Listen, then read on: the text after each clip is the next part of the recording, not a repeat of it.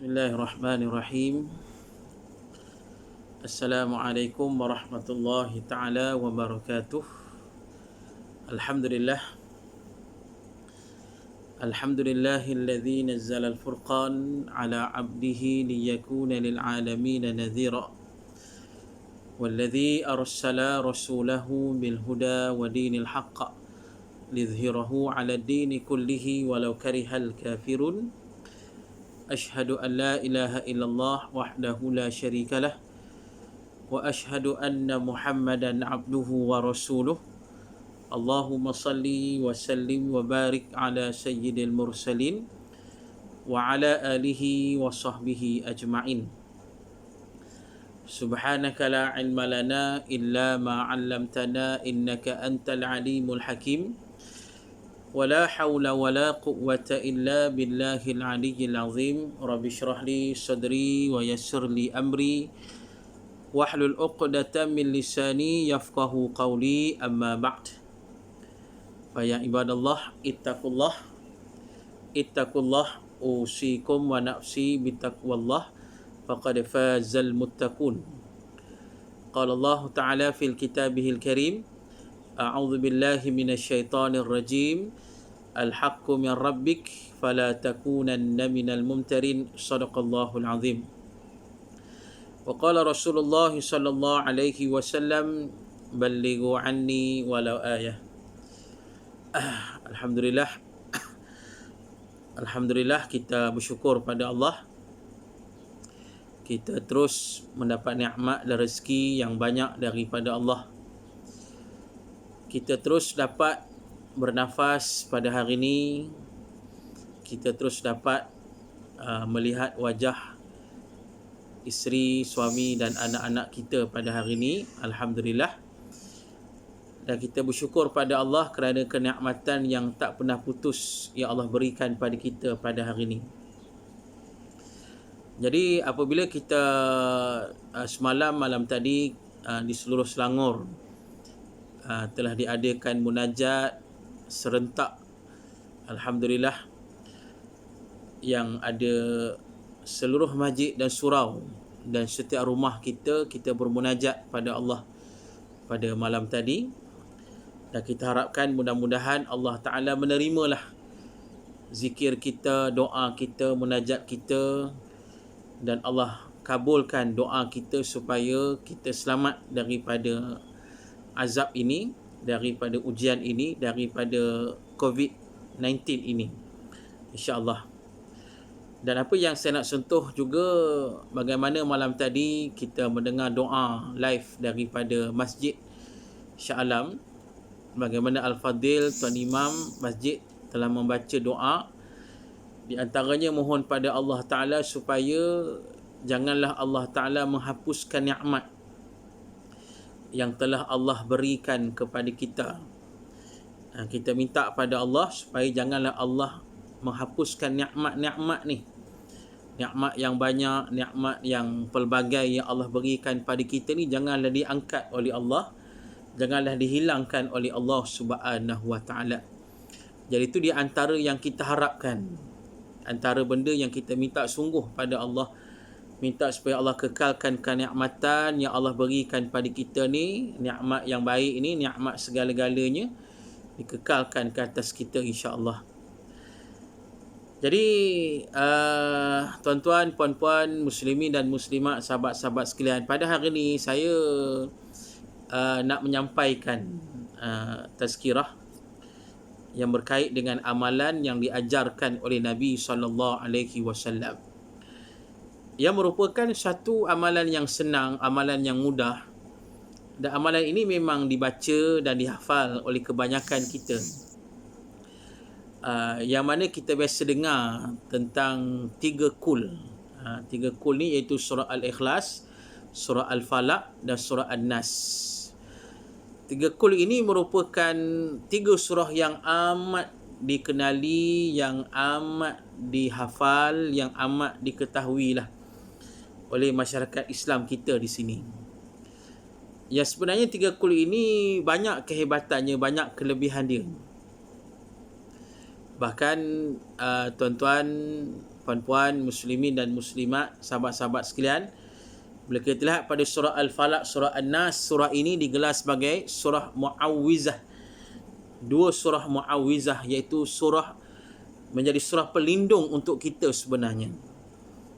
Dari kelebihan yang hebat, kelebihan yang besar, bahkan mendatangkan pahala yang besar, seperti mana Nabi SAW menjelaskan pada kita. Kita baca surah Al-Ikhlas, Qul huwallahu ahad, itu diibaratkan 1/3 Al-Quran.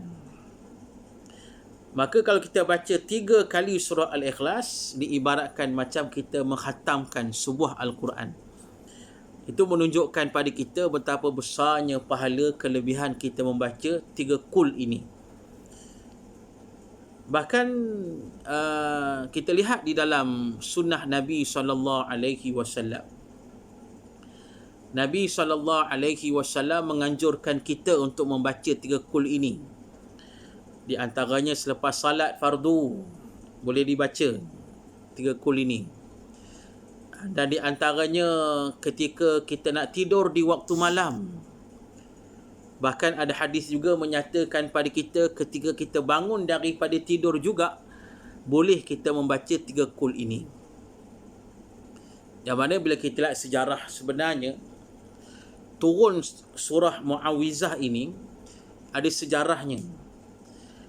Bagaimana berlaku satu hari di zaman Nabi SAW, Nabi ini disihir. Bayangkan Nabi SAW disihir oleh seorang Yahudi. Ini kata sihir ni, macam mana sekalipun sihir ini semuanya dengan izin Allah. Jadi ke tak jadi sihir ni semuanya dengan izin Allah. Jadi sebagai ujian Allah ke atas Nabi SAW, dan Allah nak beri ilmu kepada Nabi, nak beri ilmu kepada kita semua, maka pada saat itu Nabi dikenakan sihir. Yang menyihir Nabi seorang Yahudi yang bernama Labib Al-A'sam. Yang mana Yahudi ini dia telah, orang kata, dok ikut Nabi, dia dok siasat ataupun dia dok intik Nabi. Dia dok, orang kata, dok sebirlah Nabi ni. Bagaimana dia tengok Nabi SAW ni kerap membasuh rambut Nabi dekat sebuah perigi, dan Nabi sikat. Nabi sikat rambut Nabi tu. Bila Nabi basuh rambut, Nabi sikat. Maka menyebabkan adalah beberapa helai rambut Nabi ni yang gugur. Tu dia tengok ni, dia dok intip Nabi, si Yahudi ni. Bila dia tengok Nabi SAW dapati ada rambut Nabi yang gugur, bila Nabi dah pergi, maka dia ambil rambut-rambut tersebut. Dan bila saja dia ambil rambut-rambut tersebut, dia mula start sihir lah.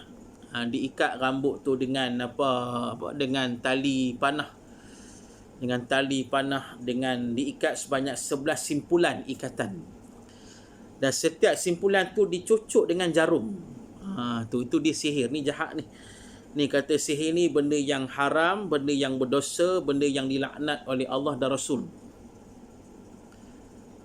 Jadi tuan-tuan, puan-puan, muslimin dan muslimat, sahabat-sahabat sekalian, dan yang mana sebenarnya tujuan di sihir ni, kalau kita baca kitab-kitab diterangkan pada kita, Labib Al-A'sam Yahudi ni disihir Nabi pasal apa? Sebab dia nak serang otak Nabi. Dia nak serang otak Nabi, dia nak bagi Nabi ni jadi gila. Itulah tujuan dia. Dia buat 11 simpulan tadi dekat rambut Nabi dengan cocok jarum tadi tu. Tujuannya nak bagi Nabi jadi gila. Sihir dia nak bagi Nabi jadi gila. Itu tujuan dia. Ni jahat dia. Tetapi tuan-tuan, puan-puan, muslimin dan muslimat, sahabat-sahabat sekalian, Allah Ta'ala melindungi Nabi SAW. Nabi tak jadi gila, Nabi tak hilang ingatan, tetapi Nabi terasa berat. Nabi terasa berat kepala, terasa pening. Ada riwayat kata kadang-kadang Nabi rasa macam Nabi ni keawang-awangan, berkhayal, rasa begitu. Mana kesan daripada sihir tersebut. Nabi rasa pening kepala, sakit kepala, berat kepala, rasa keawang-awangan dan sebagainya lah. Ini sihir lah. Jadi bila tiba saat maka datanglah malaikat Jibril alaihi salam dan menyampaikan surah Mu'awwizah ini. Itu Qul a'udzu birabbil falaq dan Qul a'udzu birabbin nas. Yang mana surah Al-Falaq ada mengandungi sebanyak 5 ayat dan surah An-Nas mengandungi sebanyak 6 ayat. Bila campur dua surah ini, maka ada 11 ayat. Dan kita kena ingat yang kita sebut tadi, yang mana sihir yang dibuat ke atas Nabi sallallahu alaihi wasallam tadi telah ada 11 simpulan. Yang dicocok dekat rambut Nabi tadi, simpulan-simpulan tadi itu dicocok dengan jarum tadi, ada 11 simpulan. Ada 11 simpulan. Tu dia. Jadi 11 simpulan ni, bila saja Nabi baca ayat yang pertama, Qul a'udzu birabbil falaq. Bila Nabi baca pada ayat yang pertama, Qul a'udzu birabbil falaq, maka terungkailah satu simpulan. Begitulah bila Nabi baca ayat yang kedua, terbuka satu lagi simpulan. Nabi baca pada ayat yang ketiga, terungkai lagi. Orang kata simpulan yang ketiga terbuka. Ayat yang keempat, terbukalah simpulan yang keempat. Ayat yang kelima, terbukalah simpulan yang kelima. Berterusan sampailah yang ke-11. Dan riwayat menyatakan pada kita, setiap kali terbuka simpulan tadi, maka Nabi pun makin rasa ringan, kepala Nabi makin sihat, kepala Nabi dah tak rasa berat sikit demi sikit. Tu dia. Sampailah selesai, habis. Nabi baca habis surah An-Nas, habis sebelah ayat tu, habis. Maka 11 simpulan tadi terbuka dan terus Nabi jadi sihat. Seolah-olah dah tak sakit apa dah. Jadi itu nak menunjukkan pada kita hebatnya surah Mu'awwizah ini, ataupun 3 Qul ini. Jadi kan itu kita baca 3 Qul ni. Pada saat ini kita diuji oleh Allah ni dengan datangnya wabak COVID-19 ini, kita antara ikhtiar kita, munajat kita pada Allah, kita bacalah 3 Qul ini. Bahkan memang ada hadis Nabi sallallahu alaihi wasallam, riwayat Imam At-Tirmizi, Nabi suruh baca ni 3 Qul ini, baca pada waktu pagi dan pada waktu petang 3 kali. Baca pada waktu pagi 3 kali, pada waktu petang 3 kali.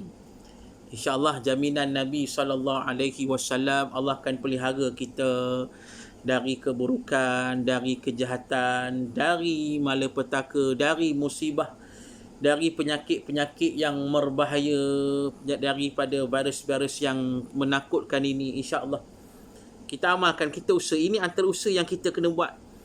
Dan kita saat ini yang kita duduk di rumah ni, stay at home ni, PKP ni, ini antara amalan yang kita buat pada saat ini. Dan yakin ini amalan yang terbaik, yakin akan dikabulkan oleh Allah, pasal inilah yang diturunkan oleh Allah, yang diajarkan oleh Nabi SAW.